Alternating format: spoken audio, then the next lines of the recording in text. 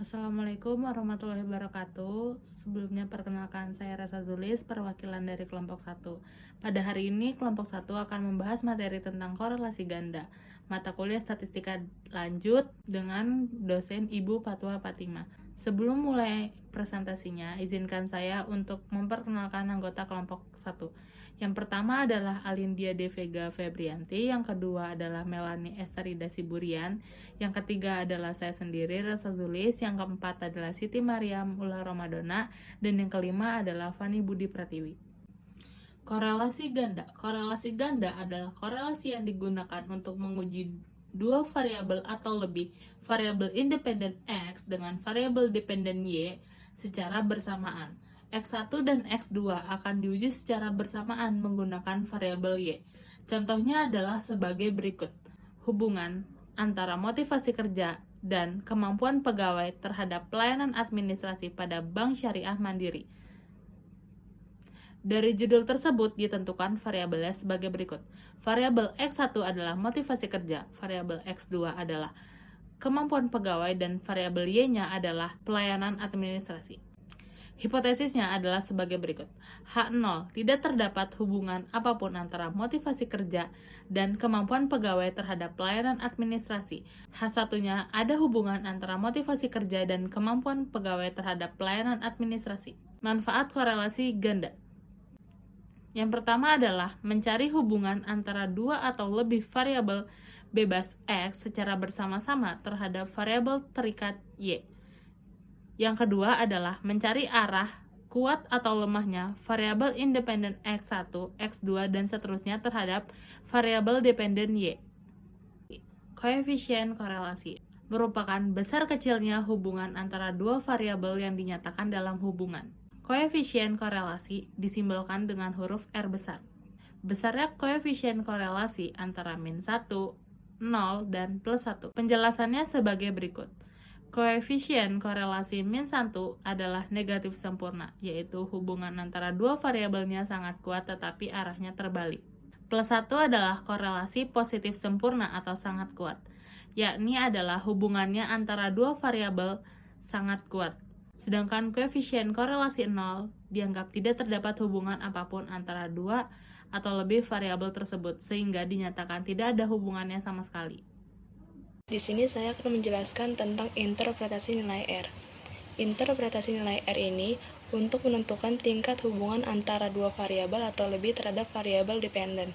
Harga R yang didapat dari hasil perhitungan akan dikonsultasikan dengan tabel interpretasi nilai R sebagai berikut. Dari mulai tingkat hubungan sangat rendah, rendah, cukup atau sedang, kemudian kuat dan sangat kuat, dengan interval koefisien 0,00 sampai dengan 0,199 itu sangat rendah, dan seterusnya sampai 0,80 sampai 1,000 itu sangat kuat. Selanjutnya adalah rumus untuk mencari korelasi ganda, yaitu sebagai berikut. Rx1x2y sama dengan akar pangkat 2 dari R kuadrat x1y ditambah R kuadrat x2y dikurang 2 dikali Rx1y dikali Rx2y dikali Rx1 x2 per 1 min R kuadrat x1 x2, yang dimana Rx1 x2y adalah korelasi ganda antara x1 dengan x2 secara bersama-sama dengan y. Rx1y adalah korelasi produk momen antara x1 dengan y. Rx2y korelasi produk momen antara x2 dengan y, dan Rx1 x2 adalah korelasi produk momen antara x1 dengan x2. Atau rumus ini bisa digambarkan sebagai berikut. X1 x2 akan diuji secara bersama-sama dengan y, di mana korelasi gandanya yaitu Rx1 x2y. Hubungan antara x1 dengan y yaitu Rx1y, dan hubungan antara x2 dengan y yaitu Rx2y, dan hubungan antara x1 dengan x2 yaitu Rx1 x2. Signifikansi korelasi ganda. Untuk mengetahui signifikansi korelasi ganda x1 dan x2 terhadap y dapat dicari dengan membandingkan nilai F hitung dan F tabel. Sedangkan rumus mencari F hitung adalah sebagai berikut. F hitung sama dengan R kuadrat per K per 1 min R kuadrat per N min K min 1. yang dimana R sebagai nilai koefisien korelasi ganda, K adalah jumlah variabel bebas atau independen, dan N adalah jumlah sampel. Dengan signifikansi pengujian sebagai berikut. Jika F hitung lebih besar dari F tabel, maka signifikan. Dan jika F hitung kurang dari F tabel, maka tidak signifikan. Selanjutnya adalah langkah-langkah mencari uji korelasi ganda secara manual. Yang pertama, membuat hipotesis H1 dan H0 dalam bentuk kalimat. Yang kedua, membuat hipotesis H1 dan H0 dalam bentuk statistik. Yang ketiga, membuat tabel penolong untuk menghitung nilai korelasi ganda. Yang keempat, memasukkan angka-angka statistik dari tabel penolong ke dalam masing-masing korelasi produk momen atau R dengan rumus seperti yang ada di gambar. Selanjutnya, hasil dari masing-masing korelasi produk momen akan dihitung korelasi gandanya. Kemudian, hasil dari korelasi ini dibandingkan dengan nilai R table. Setelah itu, kita uji signifikansi dengan membandingkan nilai antara F hitung dengan F table. Dan dari hasil perhitungan dibuat kesimpulannya. Ini terdapat contoh soal. Langkah pertama, kita dapat menentukan HO dan HI dalam bentuk kalimat. Untuk HO, tidak terdapat hubungan yang simultan dan signifikan, sementara untuk HI terdapat hubungan yang simultan dan signifikan. Langkah kedua, kita dapat menentukan HO dan HI dalam bentuk statistik. Untuk HO, R sama dengan 0 tidak terdapat hubungan, sementara untuk HI, R tidak sama dengan 0 terdapat hubungan. Untuk keperluan data tersebut, diambil sampel secara acak pada 10 responden dengan tingkat signifikan 5%. Langkah selanjutnya yaitu langkah ketiga, kita dapat membuat tabel penolong. Terdapat data hasil tingkat percaya diri variabel X1, motivasi belajar variabel X2, dan prestasi belajar statistika variabel Y, di mana dari 10 responden tersebut didapatkan data penelitian. Untuk menentukannya, kita dapat mengkuadratkan X1 kuadrat menjadi 5, X2 kuadrat menjadi 36, Y kuadrat menjadi 64, dan begitu seterusnya, sampai 10 responden, lalu kemudian dijumlahkan, kemudian dirata-ratakan. Langkah selanjutnya ialah langkah keempat, di mana mencari nilai korelasi pada produk momen. Bisa kita lihat rumusnya sebagai berikut untuk menentukan nilai pada korelasi produk momen. Selanjutnya kita dapat mencari nilai korelasi produk momen Rx1Y, di mana rumusnya N sigma X1Y dikurang sigma X1 dikali sigma Y, dibagi akar N sigma X1 kuadrat dikurang sigma X1 dikuadratkan dikali N dikali sigma Y kuadrat dikurang sigma Y dikuadratkan. Lalu N-nya adalah 10. Untuk sigma X1Y kita dapat bisa lihat di tabel 249 dikurang 33 dikali 70. Dibagi akar 10 dikali 127 dikurang 33 dikuadratkan dikali 10 dikali 510, kemudian dikurang 70 yang udah dikuadratkan. Lalu ketemu hasilnya 180 dibagi 190,263 dan hasil Rx1 yaitu 0,946059. Di sini saya akan menjelaskan Rx2Y. Untuk mencari Rx2Y yaitu dengan menggunakan rumus N dikali sigma X2Y dikurang sigma X2 dikali sigma Y per N dikali sigma X akar N dikali sigma X2 kuadrat dikurang sigma X2 kuadrat dikali N dikali sigma Y kuadrat dikurang sigma Y kuadrat. Nah, teman-teman langsung masukkan saja nilainya di tabel samping yang sudah dikasih tanda warna kuning. Di situ langsung masukkan saja N-nya 10, sigma X2Y-nya itu adalah 300 dikurang sigma X2-nya 40 dan sigma Y-nya 70 dibagi akar dari N-nya lagi 10, sigma X2 kuadrat 184 dikurangi sigma X2 itu adalah 40. Nah, berhubung di situ kuadrat, 40-nya kita kuadratin.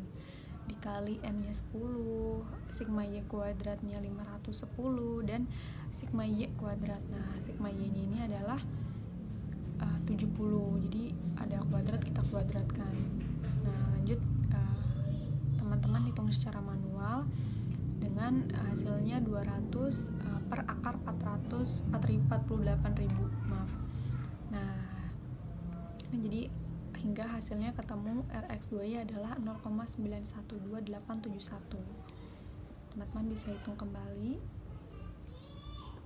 Selanjutnya kita mencari nilai Rx1x2. Nah, dengan rumusnya adalah N dikali sigma X1 X2 dikurang sigma X1 dikali sigma X2 per akar N dikali sigma X1 kuadrat dikurang sigma X1 kuadrat dikali N dikali sigma X kuadrat dikurang sigma X2 kuadrat. Nah, teman-teman masukkan lagi yang angkanya seperti yang ada di tabel samping, yaitu N-nya 10, sigma X1 X2-nya itu adalah 152, terus sigma X1-nya itu 33 dikali sigma X2-nya itu 40 dibagi akar N-nya 10, sigma X1 kuadrat itu 127 dikurang sigma 1. Nah, sigma 1-nya 33, karena kuadrat kita kuadratin di 33 kuadrat dikali N-nya 10 dan juga dikali sigma X2 kuadrat itu adalah 184 dikurang sigma X2. Sigma X2-nya di sini adalah 40 dan berhubung dikuadratkan kita kuadratkan menjadi 40 kuadrat. Nah, teman-teman hitung secara manual lagi sehingga didapat hasilnya dari Rx1x2 adalah 0,95959. Teman-teman bisa menghitung ulang lagi. Nah, selanjutnya kita masuk ke langkah kelima, yaitu mencari nilai korelasi ganda dari produk momen. Nah, di sini kita tadi sudah mencari Rx1y, kemudian kita sudah mencari Rx2y dan juga kita sudah mencari Rx1x2. Nah, selanjutnya kita akan mencari Rx1x2y. Nah, dengan rumusnya adalah akar R kuadrat X1Y ditambah R kuadrat X2Y dikurang 2 Rx1Y dikali Rx2Y dikali Rx1x2 per 1 dikurang R kuadrat X1 X2. Nah, teman-teman langsung masukkan saja nilai dari R2X1Y adalah 0,946 kuadrat dan juga X2Y-nya adalah 0,913 kuadrat dikurang 2 dikali Rx1Y itu adalah 0,946 dikali Rx2Y adalah 0,913 dan juga dikali Rx1x2 adalah 0,961 dibagi 1 dikali 0,961 kuadrat. Teman-teman hitung lagi secara manual lagi hingga mendapatkan hasil dari Rx1x2 adalah 0,9079. Nah, bisa kita bulatkan menjadi 0,908.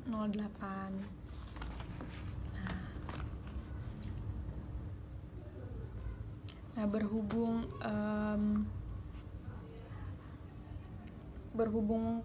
kalau dari korelasi ganda ininya adalah positif, nah yang artinya adalah arahnya ini, arah korelasinya itu searah atau juga positif. Nah, kemudian karena dia mendekati plus 1, jadi ditingkatkan hubungannya secara stimulan. Nah, adalah yang sangat kuat, jadi dia sangat kuat. Nah, selanjutnya adalah kita menentukan nilai R tabel dan membandingkan dengan R hitung. Nah, dari dasar pengambilan keputusan, R hitung itu lebih besar dari R tabel. Dia ada hubungan yang signifikan, jadi H1-nya diterima. Nah, sedangkan R hitung lebih kecil dari R tabel, dia tidak ada hubungan yang signifikan, jadi H0-nya ditolak. Nah, dengan taraf signifikansi 0,05 atau juga 5% dan hipotesisnya dua arah atau two child, nilai DF-nya itu adalah dengan rumus N dikurang K. Nah, artinya jumlah responden dikurangi jumlah semua variabel, baik itu dependent atau juga independent, yaitu ada 3. Jadi nilai DF-nya itu adalah 7. Nah, jadi R tabelnya itu seperti yang kita lihat di tabel samping menunjukkan bahwa nilai DF-nya itu 7 dan kita pakai tingkat signifikan yang 0,05 dengan kita mendapatkan R tabelnya adalah 0,6664. Nah, dan R hitungnya adalah 0,908. Jadi R hitungnya lebih besar dari R tabel, sehingga dia ada hubungan yang signifikan. Jadi hipotesisnya itu H1 diterima dan H0-nya ditolak. Nah, langkah selanjutnya yaitu langkah ke-6, mencari F hitung dan membandingkannya dengan F tabel, di mana rumus F hitung sama dengan R kuadrat per K dibagi 1 min R kuadrat per N min K min 1, di mana R merupakan nilai koefisien korelasi ganda yang bernilai 0,908, sedangkan K merupakan jumlah variabel independen yang bernilai 3, dan N merupakan jumlah responden yang bernilai 10. Dihitung dan didapat hasil F hitung sama dengan 9,3644. Kemudian, untuk mencari F tabel, yaitu yang pertama mencari DFN1-nya dulu. Nah, DFN1 ini rumusnya jumlah variabel dikurangin 1. Jumlah variabelnya kan tadi ada 3. Dikurangi 1, maka didapat DFN1-nya sama dengan 2. Sedangkan DFN2-nya sama dengan jumlah responden dikurangin jumlah variabelnya. Berarti 10 dikurangi 3 sama dengan 7.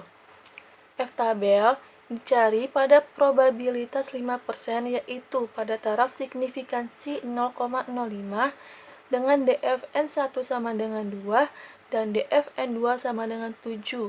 Maka didapatkan nilai F tabel sebesar 4,74. Nah, hal ini bisa dilihat pada tabel berikut ya. Kan tadi N1-nya itu 2, sedangkan N2-nya itu 7 pada signifikansinya 0,05, maka didapat F tabelnya sebesar 4,74. Kemudian dasar pengambilan keputusannya yaitu jika F hitung lebih besar dari F tabel, maka signifikan. Dan jika F hitung lebih kecil dari F tabel, maka tidak signifikan. Berdasarkan yang kita hitung tadi, didapat F hitung sebesar 9,3644 dan F tabel sebesar 4,74. Maka F hitung lebih besar dari F tabel. Artinya, data tersebut signifikan. Kemudian, mencari kekuatan hubungan atau koefisien determinasi sama dengan KP. KP ini bisa didefinisikan sebagai proporsi keragaman dalam satu variabel yang dapat diterangkan oleh variabel lainnya, di mana rumus KP ini sama dengan R kuadrat dikali 100%. R tadi kan nilai 0,908, kemudian dikuadratkan lalu dikali 100%. Maka didapat KP sama dengan 82,45%. Artinya, kontribusi atau sumbangan secara simultan variabel percaya diri dan motivasi belajar terhadap prestasi belajar statistika adalah 82,45%. Sedangkan 17,55% lainnya ditentukan oleh variabel yang lain. Langkah selanjutnya yaitu langkah ke-7, kesimpulan. Dari data yang kita hitung tadi, didapat bahwa R hitung lebih besar dari R tabel, dan F hitung lebih besar dari F tabel, maka H0 ditolak dan H1 diterima. Artinya, terdapat hubungan secara simultan dan signifikan antara tingkat percaya diri dan motivasi belajar terhadap prestasi belajar statistika mahasiswa semester 4 Unindra Jakarta. Sekian penjelasan dari kelompok kami, kurang lebihnya mohon maaf. Wassalamualaikum warahmatullahi wabarakatuh.